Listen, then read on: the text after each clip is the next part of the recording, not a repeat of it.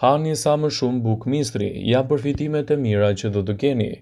Misri shërben për të mbajtur konstant nivelin e kolesterolit në gjak pasi ul ndjeshëm nivelin e yndyrnave. Ai luan një rol në prodhimin e energjisë në trupin e njeriut.